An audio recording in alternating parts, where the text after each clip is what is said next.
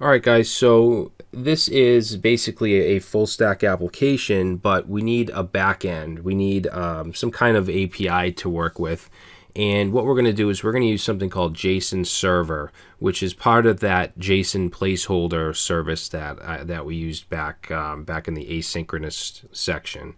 And what it does is it allows us to mimic a complete REST API, basically just using a JSON file. Okay, and we can run the server, we can stop the server, we can view our data. It's really nice. It's probably one of the best tools that I've come across. So that's what we're going to do, and we can install it with npm. So we're going to go down here. Actually, you know what I'm going to do is open up another terminal window. Right now we have our Webpack running here, but I'm going to let's see, I'm going to go to my Microposts folder, which is right here, and just open up another git bash window. And of course, if you're using a different terminal or command line, that's fine. And then we're going to say npm install JSON-server. All right, and then we're going to add -- save to make sure that it's saved to our package.json file. Now, if you're using npm version 5 or later, you don't need -- save, but I always put it in my videos just in case someone's using an earlier version. All right, because it will automatically save it to package.json now with npm 5. All right, so let's go ahead and run this. And then if we go to our where is it? Package.json, we should see it show up here. I installed it as a regular dependency, not a dev dependency. All right, so now that that's installed, let me actually open up the documentation for you guys. Let's see. I'm going to just go down here and let's say JSON-server. Okay, so you might want to read through the documentation, but basically we need to create a file called db.json, or you can call it whatever you want, but we're going to call it db.json like the documentation. And then you can call JSON server watch and then that file, and that's going to act as your API, and it's going to even give you URLs to use like this. It's going to open on port 3000. You can create posts or any kind of data structure you want. Okay, if you want it to be users or posts or to-dos, whatever you want. Which makes it much more flexible than just using the standard remote service like we used before. Okay, so what I want to do is create a script, an npm script that will run this automatically. So let's go into package.json, and up where we have our scripts, let's put a comma here, and then I'm going to call this JSON:server like that. So then we can run npm run JSON server. And then we're going to just put in what's right here. So JSON server, needs to be in quotes, JSON server -- watch. And then I'm actually going to put this inside of a folder called API. So we'll say API/db.json.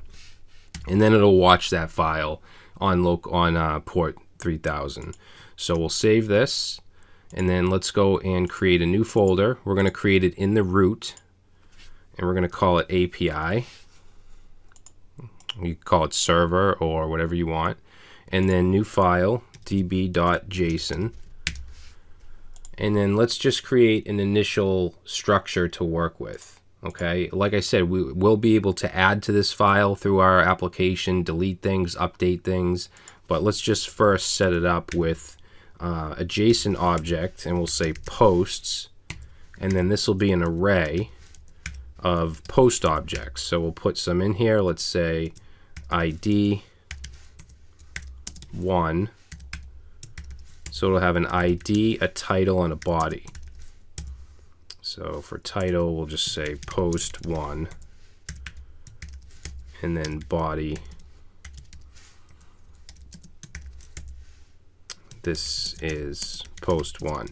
Now with JSON, you have to make sure your keys are wrapped in double quotes. Okay, these all need to be in double quotes, which is different from a JavaScript object literal.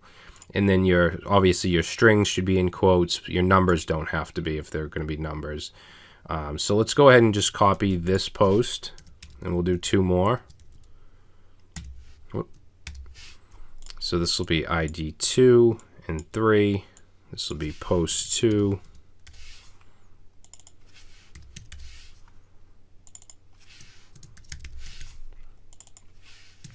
And the way that we're building our front end with JavaScript, this could be a Node.js API, this could be a Python or PHP API, anything like that. Okay, it just mimics a REST API. It doesn't matter what we would be working with. The front end is going to be the same. It's just going to be, different URLs. So let's go ahead and close this. This should be all set. Make sure it looks exactly like this. You have no errors.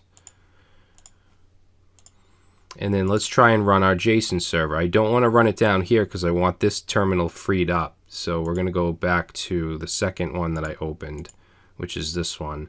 And we're going to say npm run JSON:server.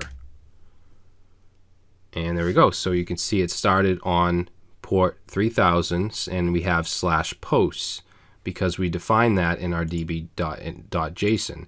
So now if we go to localhost port 3000, it actually gives us this nice little welcome page, and it shows us all of our resources. So if we put something else like users inside that file, that would show here.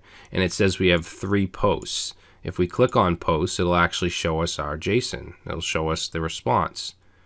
All right, if we click on this DB, it'll show your whole database, and you can have relations, and this is just an awesome tool to have. And you can make all of these types of requests to your API, to this backend API. All right, so now that we have that set up, we're going to let that run. You want to make sure that that server runs. And in the next video, we'll go ahead and we'll start on the JavaScript of our application.